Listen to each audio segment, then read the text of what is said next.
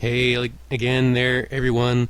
I'm Zydier, and with me today is another special guest. Hi, I'm Brickroad. Welcome to Regular Speed Bizarro Zelda. I couldn't have said it better. That's what I'm going to call this, DZ. This is Bizarro Zelda. Yeah, I mean, it's, I would say this is almost like an enforced speedrun type Zelda. There's not much else to do except that. It kind of is, and it's like Happy and Real was saying the other day, it's very much like a ROM hack, which I guess essentially is what it is. That's how it was constructed. Yeah.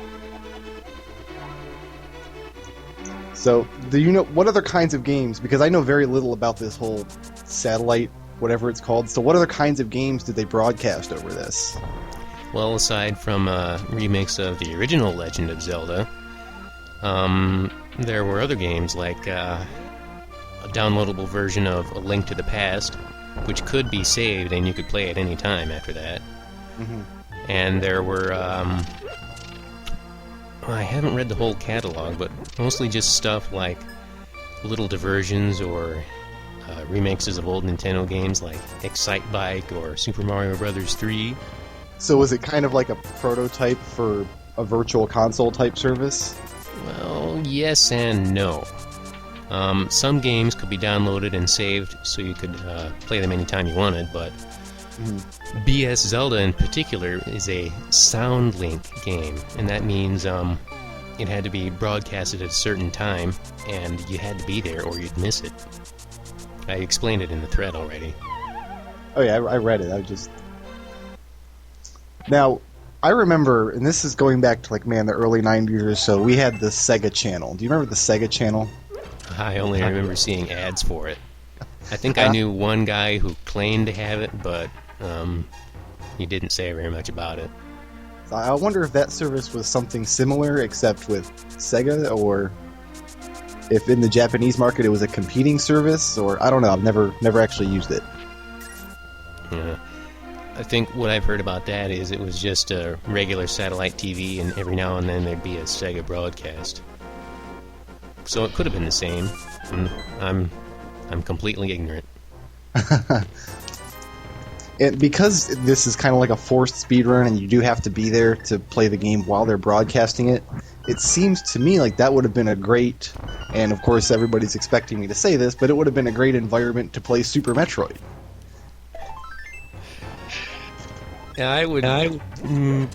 I'm not sure, because the first time I played that game, I wasn't really thinking of trying to go fast. It was just sort of this new and alien experience that you had to take your sweet fat time with. Right, but I'm envisioning veteran players getting together to download the game through the satellite service, like a competitive race type of thing. Well, I don't think it became obvious to do that sort of thing until, well, way up until Metroid Zero Mission, when they included that as a cheat code. Well, I don't know about that. I was speedrunning Metroid long before Zero Mission came along. Me and my cronies on the GameFAQs message boards. Yeah, I remember those days. I think it was about then that the whole idea started to sort of come together. You started to get wings, really. In fact, I think the only reason they put that stuff in Zero Mission is because people were starting to expect it, and they wanted something like that from Metroid Fusion, and they didn't get it. Now, that piece of heart was not there when you were in this area in the previous video, so is that just a timed event? Yeah, it's a timed event. It was supposed to appear in the last video, but I was early, and the video had run long enough, so I decided to save it for the next part. And that's going to come back to bite me later, because what I didn't do in the last video was wait one more minute for the clock to roll around, because it only saves every time the clock rolls around another minute. So that last piece of heart I got in the first segment, I'll need to get it again. Oh, good. Fortunately this time, though, I had the sense to let it run just long enough to save after I stopped the recording for this segment. There was a There was an original Legend of Zelda on the satellite service, correct? Yeah, it's pretty much the same deal. Although it's there's more liberties taken with it. I think I think I've actually played it. Yeah, I've played a little bit of it too, and I've played various different attempts at remakes on Zelda Classic. That's exactly where I played it when I was playing around with Zelda Classic a few years ago.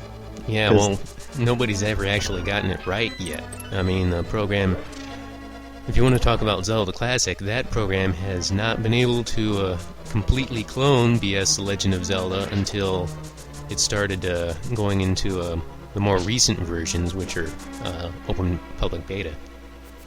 Because there's features in the original BS Legend of Zelda, like, for example, the clock timer that you have in this game, and new and different enemies that weren't in the original game. Mm-hmm. And I remember playing a lot of bad ROM hacks back in the day made with Zelda Classic. Everybody thought they were real clever by designing a dungeon you had to go through without the sword or something, some nonsense like that. Oh yeah, my favorite was A Link to a Different Dimension, which was like years ago, but it was the first Zelda quest I played that had tried to clone the Link to the Past overworld and then make it unreasonably difficult. Mm-hmm. But there is that temptation when you're designing a game with an editor, a game that you're really familiar with. There is that temptation to make it like really difficult because you're a veteran, you know what's what. So yeah, and then there's the temptation to sort of oh boy, something just there we go. Well, for a minute there I thought my video player had crashed, but I guess it's still going. Well, anyway, as I was saying, you might have noticed just a couple of seconds or minutes ago that we got the blue mail from a random chest in this dungeon. That's what I'm talking about. You feel that either you're familiar with this game and you want to make a challenge for yourself since you played it a zillion times, or you think that there was something in the original game that they did wrong, like, say, hiding the blue mail in level 5, where it would be completely and utterly useless within a couple more levels if you went in sequential order. Right, you get the blue mail, it's just like at the 80% mark, and then you have it for 10 minutes, and then you get an upgrade right away. Then that's always bugged me about Link to the Past, I'll be honest. Yeah, I would have hidden the ice rod or the fire rod in that dungeon, but then again, the ice rod is pretty useful for taking out sandworms. Yeah. And the other thing that's really always bugged me about Link to the Past is that the Pegasus shoes, you could not turn with them. And I notice you're doing that, and it's really making me happy that they upgraded that. Yeah, but only in this game. They didn't do it for the Game Boy version. No. They did it for Four Swords Adventures, but you couldn't turn on a dime. It was more of sort of an arc. Yeah. Which I guess makes sense, but it's not quite as useful. You're always sort of running around in semicircles, bashing into trees when you didn't mean to do that.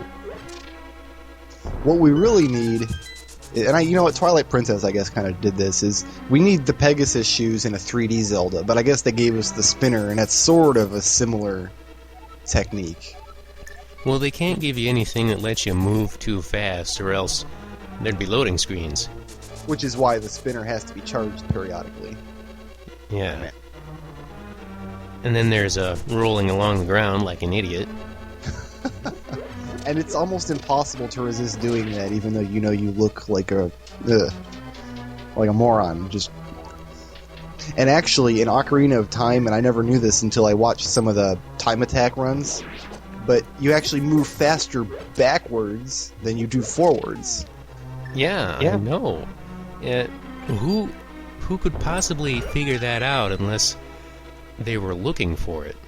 Well, the people who do the tool-assisted time attacks, they are looking for stuff like that. So, but the Ocarina of Time video is almost unwatchable because the whole thing is just Link jumping backwards for 2 hours or however long it took.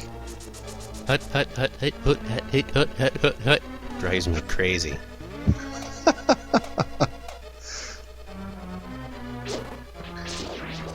I've been playing a lot of Mega Man X games recently, and you get the same kind of thing just playing those games regular because the voice acting is so obtrusive all the time. Everything you do is hoo ha hey hoo ha hey hoo hoo ha. And they needed to kind of temper that a little, I think. Maybe only every sixth jump he can exhale sharply. Yeah. I think what happened with that was when the PlayStation and N64 came around, they decided, oh, we can finally add voices to all our favorite characters. And then they just had them yelling for everything they did. Hey, that's exactly what it was. Absolutely. I don't remember Mario 64 being particularly bad about it. He had a lot of little screams and things, but it wasn't